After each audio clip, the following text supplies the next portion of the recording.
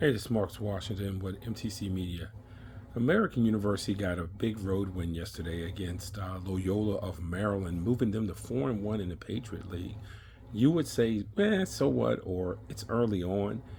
What impressed me about the win was how faulty American played at times. 17 turnovers, didn't shoot well from three, but they were able to get a big road win in the conference, despite what you think about Loyola Maryland and their record. This is one of the things about basketball that we never want to acknowledge is once you get to conference play, those ugly road wins become more and more impressive, especially when you consider it's the first time head coach in Duane Simpkins. He's changed the style completely, and in fact, he won a game where his predecessor was on the bench as an assistant coach because of the offense that they run and the offense that they got out of, which is a Princeton-based offense, to more of a free-flowing offense that you see quite a bit that has some continuity type of things in it, along with your screen and rolls and stuff like that, things that you see more common to today. That's what has made Simpkins' job very impressive this year. Is a lot of the old regime stayed. You didn't see what you see in a lot of schools, which is head coach leaves, a million kids transfer. I think he has like 8 kids back. And they've embraced the new system. And some guys have some different roles in that new system. But it seems like people are playing together. They're playing fun. They're playing loose. And that's going to be key here.